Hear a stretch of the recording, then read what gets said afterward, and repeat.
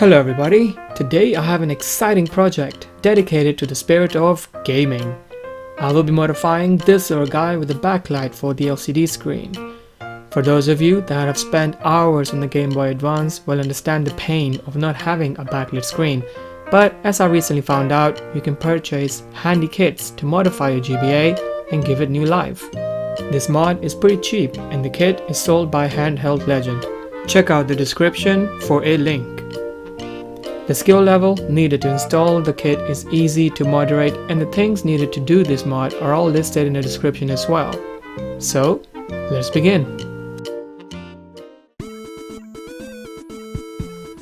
The GBA uses special screws, which means that you will need a special screwdriver. There are 7 screws in total in order to disassemble the GBA, and they are located around the case. Next step is to disassemble the logic board from the case. For this you have to take out 3 screws. They are normal Phillips head and these are their locations. There is also a ribbon cable to disconnect. If you look closely, it's held by 2 tiny brown tabs on both sides.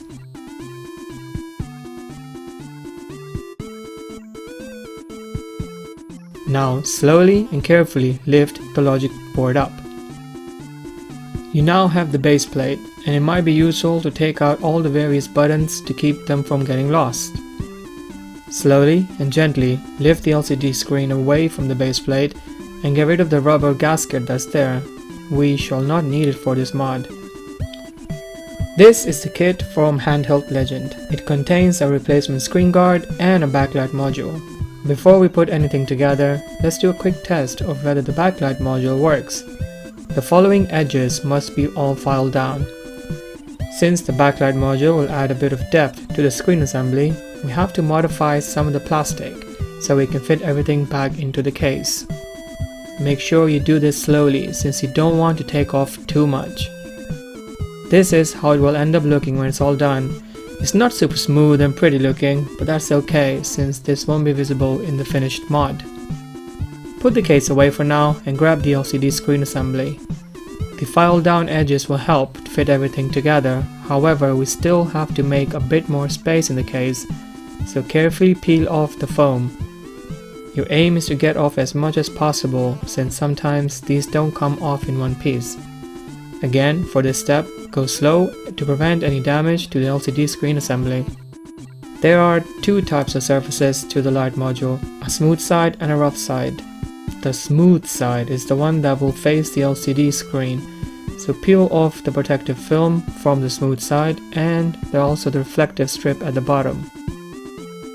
Give the LCD a quick wipe or use some compressed air. Now it's time to attach the backlight module to the screen. You can of course sandwich the 2 together, place it back into the case and call it a day. However, the best way to do this is use something called LOCA, which stands for Liquid Optically Clear Adhesive. It's a specially designed adhesive for this exact purpose and leaves a nice clear finish. If you bought LOCA with the kit, go ahead and apply some to the backlight module. The optimum way to do this is to apply it in an X configuration. This will help distribute it evenly across the screen. Time to place the screen onto the backlight module. Once the screen is on there, slowly rotate it to distribute the adhesive evenly. Let it settle for a minute and flip the screen over. Now, make sure everything is aligned well and there are no air bubbles present.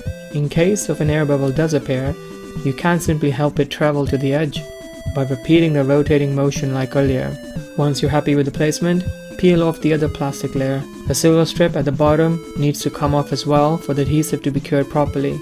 So peel that off but not completely since we will need it later. Now put the screen in your window for the adhesive to be cured. This shouldn't take more than an hour. Once the adhesive cures, reapply the silver strip. Now it's time to put everything back together. Insert the LCD screen back into the base plate and all the various buttons as well.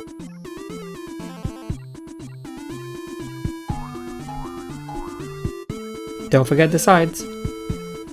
Lastly, the power switch, and then it's time to put the logic board back in. Make sure that the slide switch aligns with the slider in the case. Also, be mindful of the speaker on the back. Now it's time to screw the logic board back into the case by using the Phillips head screws we took out earlier. Next, insert the ribbon cable back in and push down on the small brown tabs to hold it into place. It's time to power the backlight module and finalize the mod. There is a component on board that will allow us to draw just the right power without damaging anything. It's marked as Q6 on board, but first, go ahead and solder the black ground wire to this spot on the slide switch and tuck away any excess wire. The GBA board has different versions, and to check your version, look right below the LCD ribbon cable. I have a 40-pin model. However, if it's a 32-pin model, locate Q12 on board and solder your red cable to that instead. Next, solder the red power wire to the leg that's next to the big capacitor. Flatten the wire so it's out of the way. Now, time to screw it all back together. For the final touch, we shall apply the replacement screen guard and make it look all pretty. If this was useful to you, don't forget to like, subscribe and comment if you have any feedback. All done. You are now ready to take on some nighttime gaming. Thanks for watching.